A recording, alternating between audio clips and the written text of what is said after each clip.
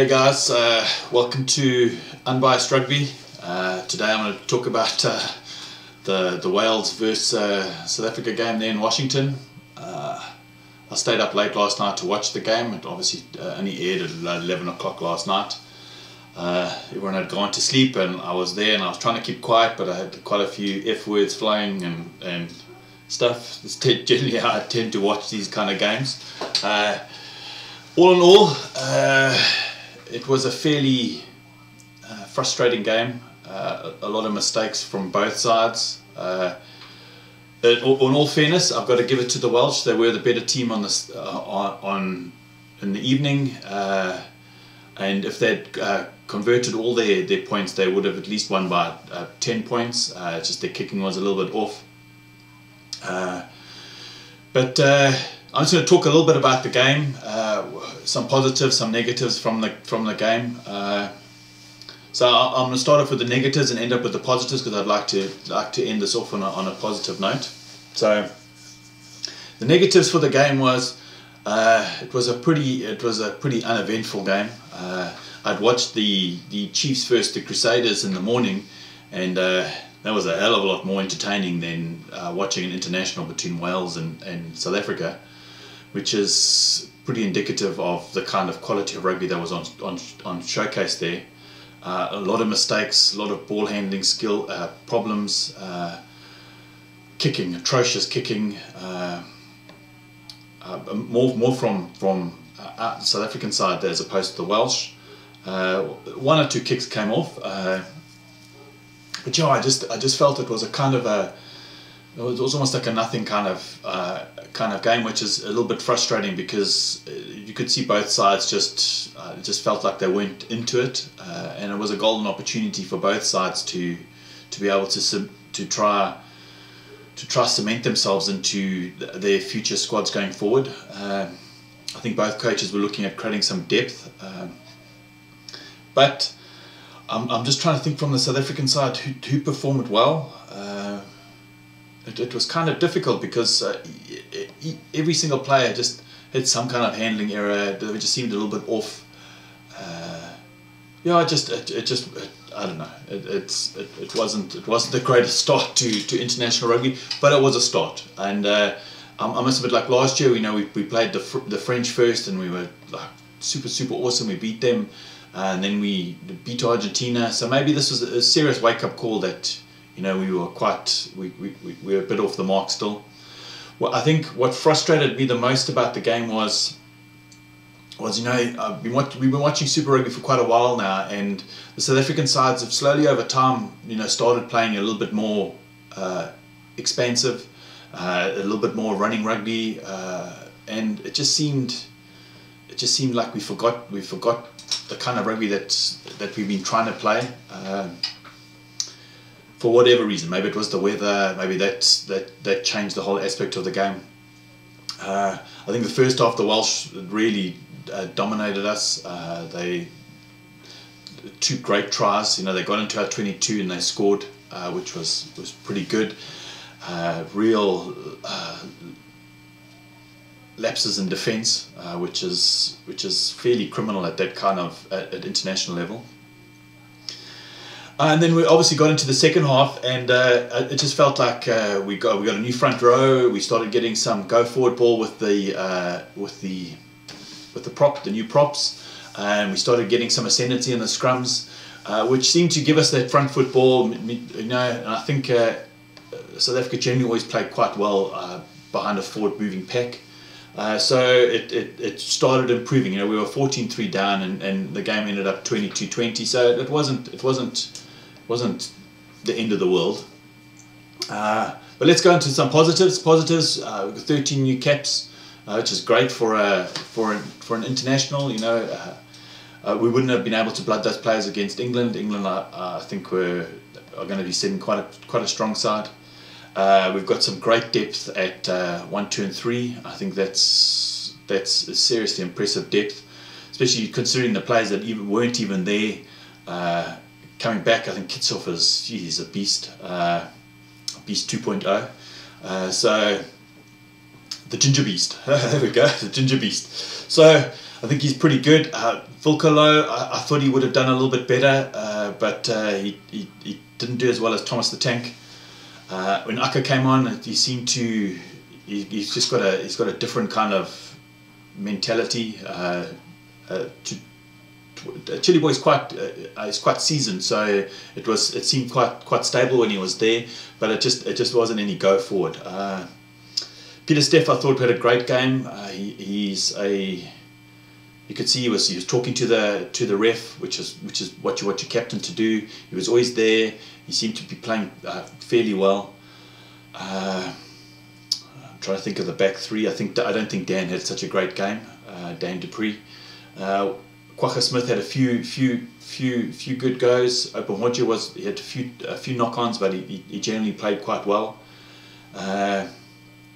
But I try thinking if say we had John Luke there, would it have been a different kind of dynamic? I think both sides lacked from those X factor type players. I know Malcolm Marx is injured, but you try and imagine what somebody that kind of caliber or would have brought to a game like that. Would have just stepped it up to another level. I know Alan Wynne Jones wasn't playing, so yeah, it's just those kind of players could have taken that game to another level, and it just seemed very, very flat. Not good for Russie's start, so he's got 100% losses at the moment, which is not that great, but I'm still positive. It really wasn't. If you think who was missing from that side, Beast. I'm not talking about Malcolm. Beast, John Luke, Andre Pollard, even Bismarck now. Bismarck would have changed that game completely. The players that were left behind would have changed that game. And in all fairness, if they had gone across, they wouldn't have been able to play against England. So I think Russie has to have played the thing. But all in all, two equally matched sides, with Wales being the better side on the night. So yeah, what are your guys' thoughts on the game? I know I stayed up to watch it, and I'm not disappointed that I did. I'm glad that we're back into international rugby. It wasn't the result we were looking for, but it was nice to see the Springboks back on the field. It was nice to get behind the country again, which is always great. But yeah, what were your guys' thoughts on the game? Who do you think stood out?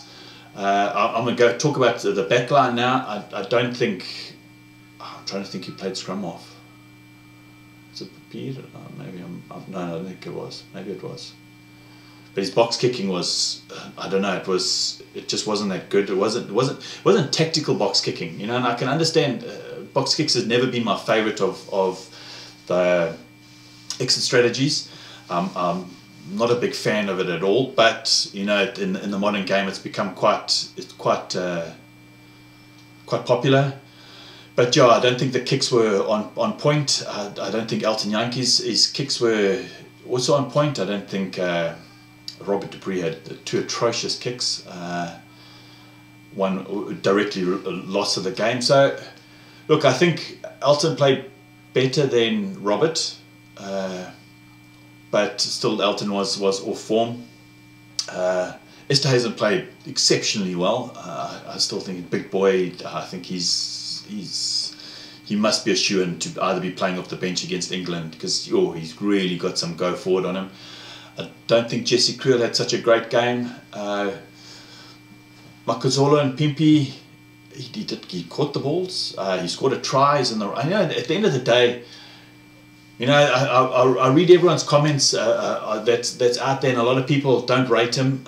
But at the end of the day, you need a finisher. Somebody's going to finish the moves. Now, if you take somebody like last year, who was our fullback last year? It was Kutsia. Great player, but he's never scored an international try. So that's kind of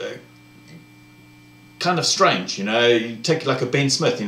Ben Smith scored hundreds of tries. So it's having that person in the right place at the right time, and maybe he's not the flashiest or whatever, but he's fast. He's at the right place at the right time. So You know, people tend to forget that. You know, you've got to be able to read the game to be in the right place. Ishmael, great intercept. Also, yeah, he had an okay game. I don't think Bosch. It just seemed like they weren't playing the kind of game that they should have been playing. They were at 6s and 7s. They didn't. Maybe it was just a lack of. They only had 2 days with each other. I think they're going to be a lot more prepared for England. They're going to have almost 2 weeks before England, which is a lot. And I know Bismarck and all of them are arriving tomorrow. So I think they've got another whole week together to face England. I think it's going to be a very, very different side that faces England. We've got depth now. We've got some more Springboks that are going to be playing in the Pro 14. So look, on a positive note, there are a lot of positives to take from that game. Negatively, I still don't think we have a game plan. It was so strange. Watch that game.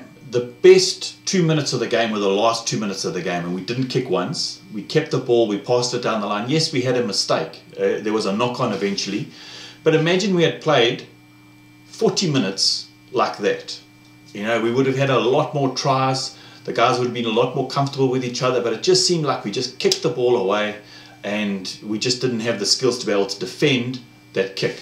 You know, if you're going to kick the ball away, then you need to be able to defend and eventually try to defend it well enough to get that turnover to gain the territory, because else you're just kicking the ball away to an international side. That's, you know, that's international level. You don't just kick the ball away willy-nilly.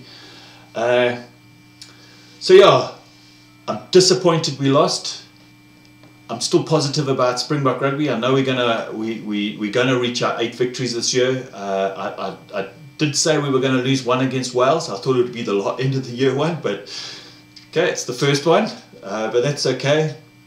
I think England's going to be a different beast completely. But yeah, guys, you know, what do you think of the game? What positives can you take out of the game? What negatives can you take out of the game? Try as always be a little bit constructive in the comments.